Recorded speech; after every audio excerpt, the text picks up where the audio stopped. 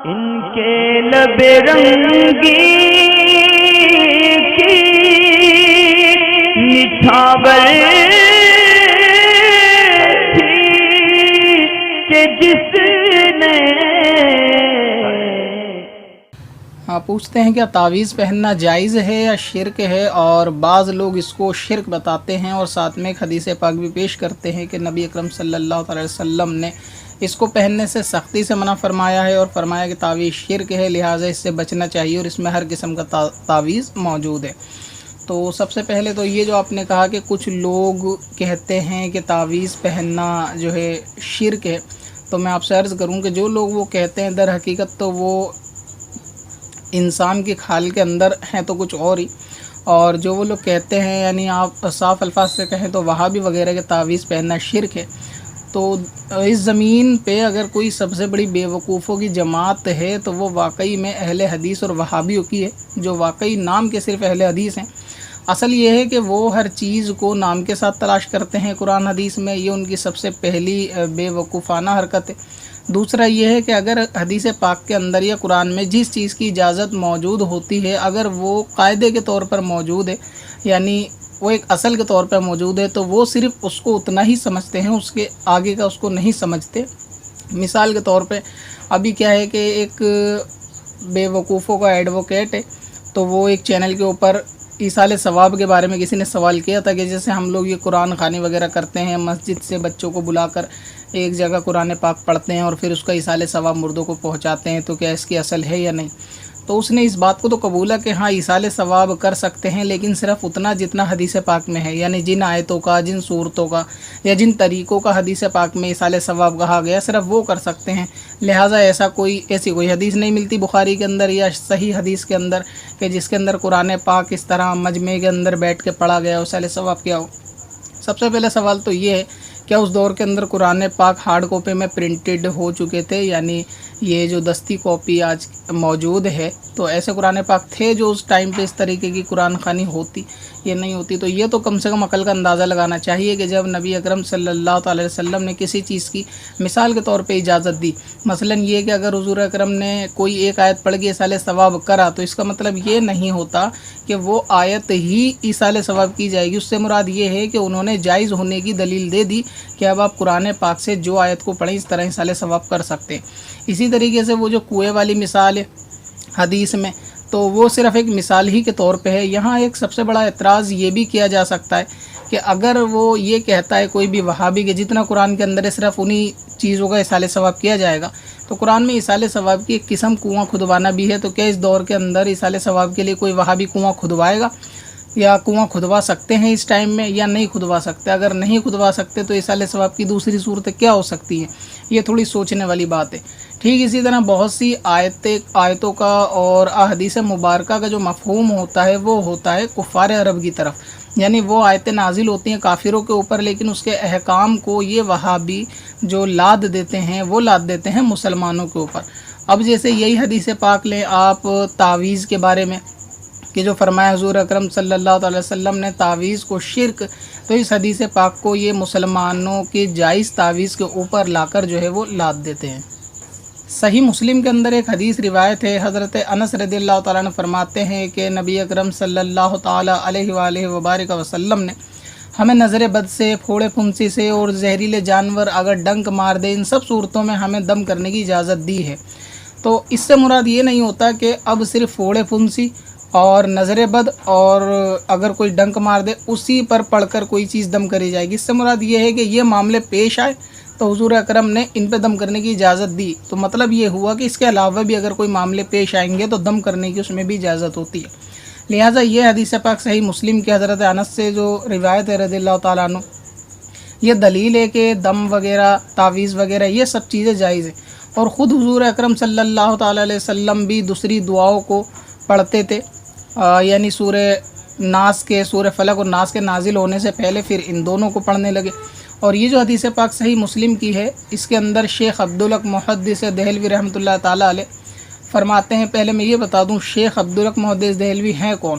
یہ ہندوستان کے اندر وہ شخصیت ہیں جو سب سے پہلے علم حدیث کو لے کر آئے، نبی اکرم صلی اللہ تعالی وسلم کے ارشاد پر یہ ہندوستان آئے اور انہوں نے علم حدیث کو یہاں پر عام کیا۔ ان سے پہلے علم حدیث کو جاننے والا کوئی نہیں تھا۔ ہر کسی کے استاد کی سند علم حدیث میں ان تک ضرور پہنچتی ہے، اور یہ ایسی شخصیت ہیں، یعنی ایسی معتبر شخصیت ہیں کہ جن کو دیوبند والے ہوں یا پھر اہل سنت کی جماعت ہو، ان کا اپنا بزرگ ہونے سے کوئی انکار نہیں کرتا۔ اور یہ وہی شخصیت ہے جنہوں نے عید المیلاد النبی کے اوپر بھی کتاب لکھی، اور اس کے یہ خود بھی فرمایا کہ عید میلاد النبی ان کے گھر کا خود کا معمول تھا، یہ کیا کرتے تھے، نیاز فاتحہ کرنے والے تھے۔ یہ وہ بزرگ ہیں جن کو بڑے یعنی دیوبندی بھی انکار نہیں کر سکتے کہ یہ ہمارے بزرگ نہیں ہیں۔ فرق اتنا ہے کہ بعض لوگوں نے اپنے بزرگوں کی سیرت کو چھوڑ دی اور دیو کا راستہ اختیار کر لیا۔ تو یہ فرماتے ہیں اشیات اللمعات شرح مشکات، ان کی کتاب فارسی کی شرح لکھی ہوئی ہے مشکات شریف کی۔ اس حدیث پاک کے تحت کہ حضور اکرم نے دم کرنے کی جو اجازت دی وہ پھوڑے پھنسی پر دی، اور دم کرنے کی جو اجازت دی نظر بد کے لیے دی اور زہریل ڈنگ کے لیے۔ تو فرماتے ہیں ان سے مراد یہ نہیں ہے کہ صرف اسی چیز کے لیے دم کیا جا سکتا ہے، بلکہ اصل یہ ہے کہ حضور اکرم صلی اللہ تعالی وسلم نے اس کو دم کر یہ اجازت دی کہ باقی دیگر بیماریوں میں بھی دم کیا جا سکتا ہے۔ اسی طرح اعلیٰ حضرت فاضل بریلوی رحمۃ اللہ تعالی علیہ فتاوی رضویہ شریف میں فرماتے ہیں جو تعویذ ہوتے ہیں یا دم تعویذ، اس کی اصل تو یہ ہے کہ یہ جائز ہے، مگر صرف وہ کہ جن کے اندر کوئی الفاظ ایسے خلاف شرع ہیں، یعنی شرکی الفاظ ہیں یا کفری الفاظ ہیں، تو ان کی ممانعت موجود ہے۔ ورنہ یہ ہے کہ تعویذ جو قرآنی آیتوں کے ہوں یا اسماء الہی کے ہوں یا دیگر اذکار یا دعاؤں کے ہوں تو ان کا پہننا جائز بلکہ مستحب ہے۔ اور جو تعویذ منع ہے وہ شرک الفاظ پہ اگر مشتمل ہو، شرک یا کفری الفاظ پہ اگر بیسڈ ہو، تو ایسے تعویذ پہننا منع ہے جن کو حدیث پاک کے اندر بتایا کہ یہ شرک ہے، اور اس کے علاوہ شرک عام تعویذ نہیں ہے۔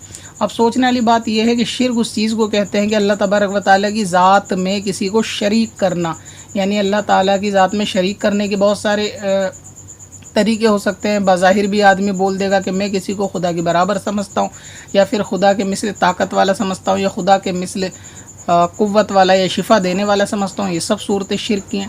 تو پہلے کے لوگ جیسے کفار، میں نے ابھی بتایا کہ کفار کے اندر بہت سارے معاملات ایسے ہوتے ہیں کہ جن پہ قرآنی آیتیں نازل ہوئی ہیں، جیسے یہ کہ نیاز فاتحہ کے کھانے کے اوپر جو آیت لائی جاتی ہے کہ غیر اللہ کا کھانا منع ہے۔ تو اسی طریقے سے پہلے کے جیسے جو کافر ہوتے تھے اسلام لانے سے پہلے، تو ایسے کے دور میں ان کے ہر چیز کے لیے ایک الگ الگ بت ہوا کرتے تھے۔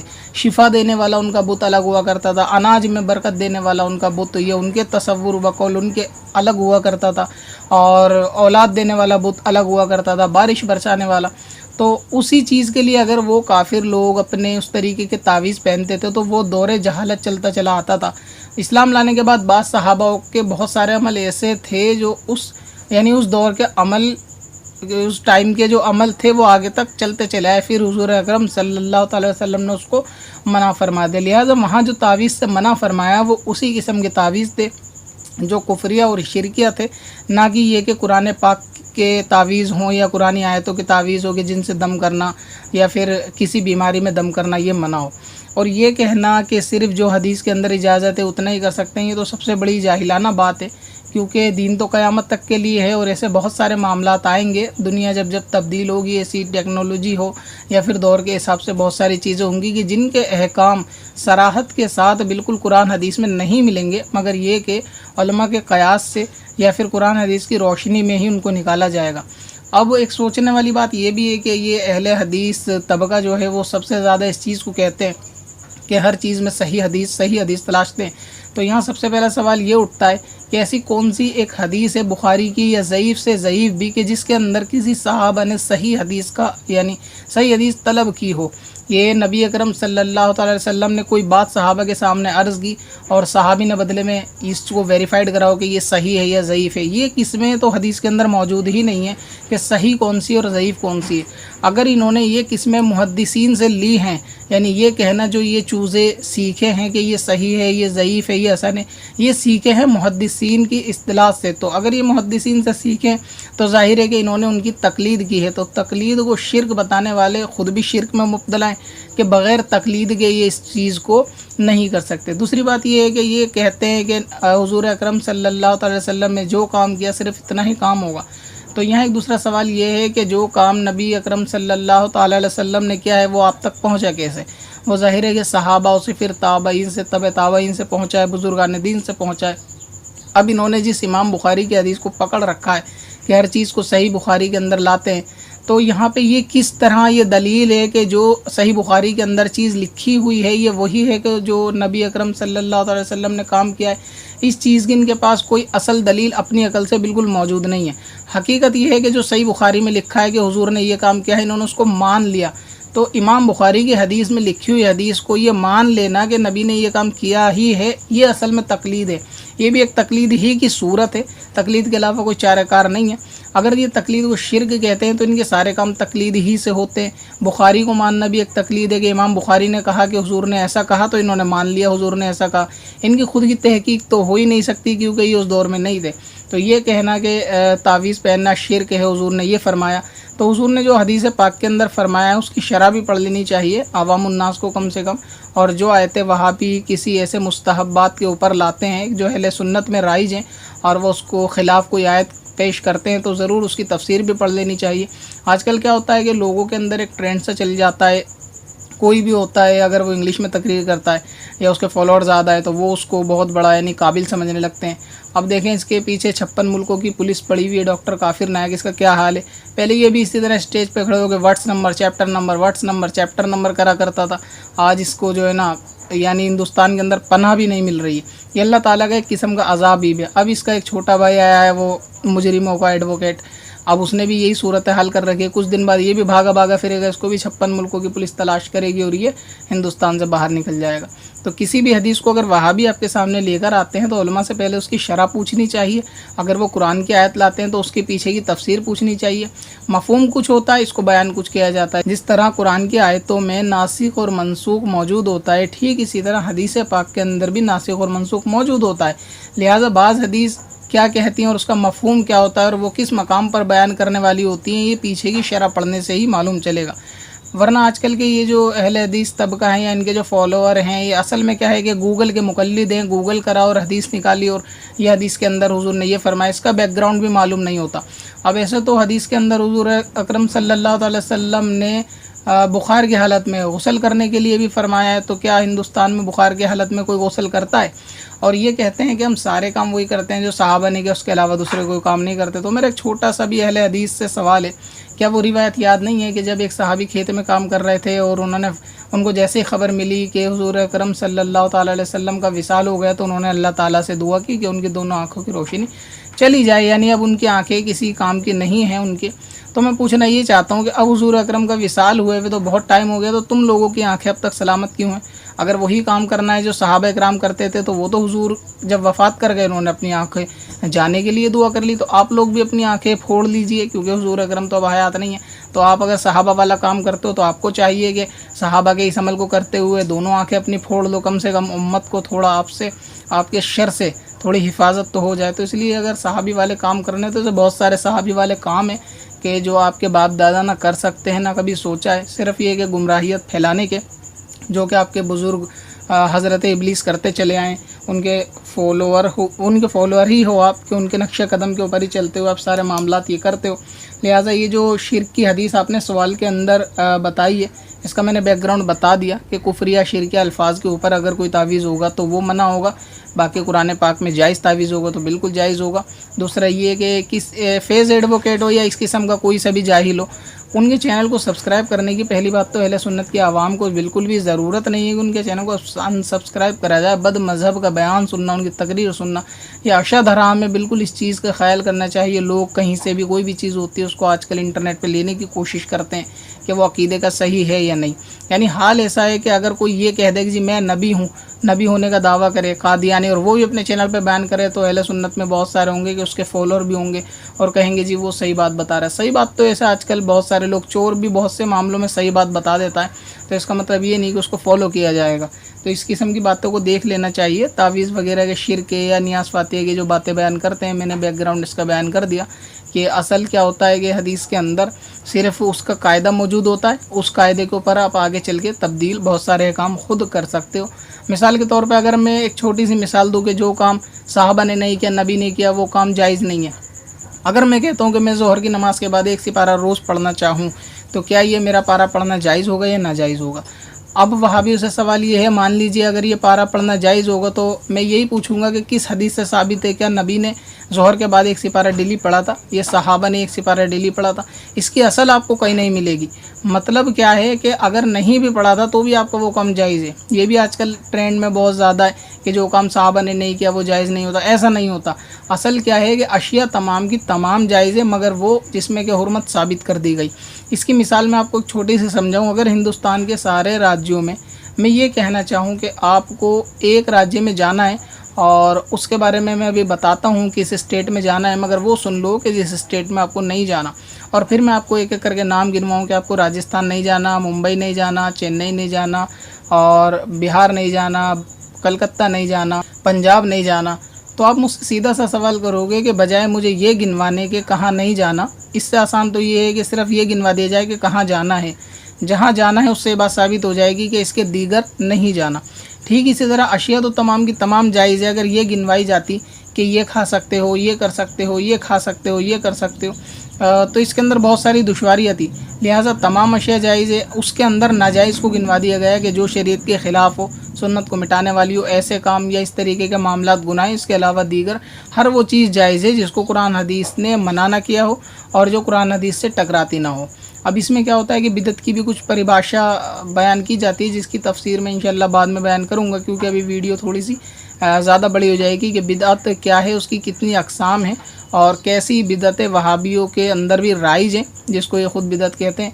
मगर ये कि हर वो काम जो नबी ने ना किया हो या सहाबा ने ना किया हो वो गुनाह नहीं होता, बल्कि वो काम भी जो हदीस में ना हो, कुरान में ना हो, सवाब का बिल्कुल हो सकता है। जिसकी एक मिसाल मैंने आपको दी। अगर किसी नमाज के बाद एक पारा आप पढ़ना चाहें तो ये बिल्कुल जायज़ होगा, चाहे ये सहाबा ने किया हो या ना किया हो, नबी अकरम सल्लल्लाहु अलैहि वसल्लम ने किया हो या ना किया हो। अगर इसको वहाबी नाजायज़ कहते हैं तो ज़ाहिर है कि ऐसा तो बोलेंगे नहीं, और जायज़ बोलेंगे तो अपने क़यास से बोलेंगे, और इनके नज़दीक तो क़यास भी हराम है। तो इस पर भी कोई सही हदीस होनी चाहिए कि ज़ोहर के बाद कोई एक पारा पढ़ सकता है या नहीं पढ़ सकता। आप इनसे सवाल करके देखें कि अगर पढ़ेंगे तो जायज़ होने की हदीस लाओ। फिर ये कहेंगे कि कुरान पढ़ना तो जायज़ है, कभी भी पढ़ लो, तो ये उनका क़यास है कि कुरान पढ़ना जायज़ है, कभी भी पढ़ लो। तो असल क्या होता है कि नाम के साथ चीज़ मौजूद नहीं होती, एक हुक्म होता है कि कुरान जायज़ है, किसी भी वक्त में पढ़ो, उसका पढ़ना जायज़ है। इसी तरह कारोबार से रिलेटेड हो या किसी भी मामले से रिलेटेड हो तो हदीस लफ्ज़ के साथ नहीं देखी जाती, उन अल्फाजों के साथ या बिल्कुल सराहत के साथ मौजूद नहीं होती, मगर उसका हुक्म मौजूद होता है। और असल यही है कि अगर शरीयत से ना टकराता हो तो वो काम जायज़ है। जो तावीज़ात पहनते हैं जिसका ताल्लुक अकीदे से गहरा है, इनका क्या मामला है? तो देखिए नबी अकरम सल्लल्लाहु अलैहि वसल्लम ने वाज़ेह बयान कर दिया, और हदीस के अल्फाज हैं, सही जो है मुस्नद अहमद की रिवायत है, मन अल्लक़ तमीमतन फ़क़द अशरक, जिसने तावीज़ पहना उसने शिर्क किया। इस बारे में जानने की बात जो है ना वो मेरे भाई ये है कि बाद लोगों ने इस दौर में वो हदीस जिनमें तमीमा का जिक्र था ना, उनका तर्जमा तावीज़ करके रिसाले लिख लिए कि तावीज़ शिर्क है, ये लोग मुशरिक हैं, और इस हद तक वो आगे चले गए कि हम जिसने तावीज़ पहना उसने शिर्क किया। अरे बहुत बड़े बड़े इमाम और नेक लोग जो तावीज़ लिखते थे, इब्न तैमिया जैसे, इनको भी उन्होंने कहा सब मुशरिक हैं। ये है जो नादान लोग, इल्म नहीं इनके पास। जिसने तावीज़ पहना उसने शिर्क किया। अरे बहुत बड़े बड़े इमाम और नेक लोग जो तावीज़ लिखते थे, इब्न तैमिया जैसे, इनको भी उन्होंने कहा सब मुशरिक हैं। ये है जो नादान लोग, इल्म नहीं इनके पास।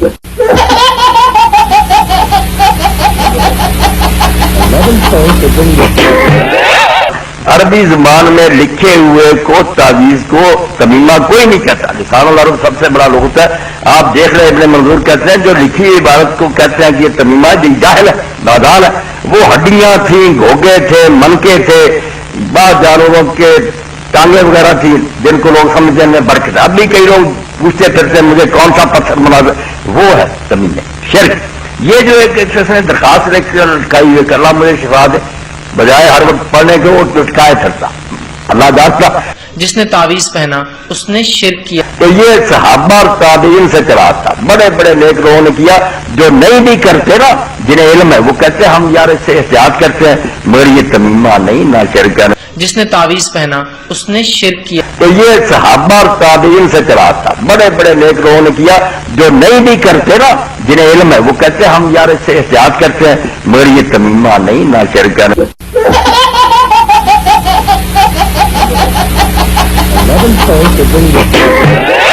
जिसने तावीज़ पहना उसने शिर्क किया। वरना बजाते खुद वो मानते हैं कि ये ना तमीमा है ना शिर्क है, कोई बात नहीं, जायज है।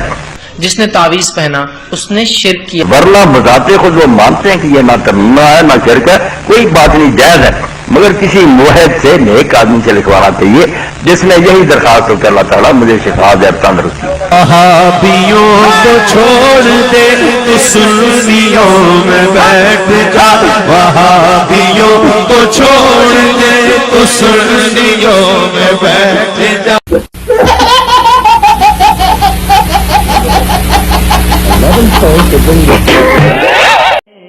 پتھر میں اصل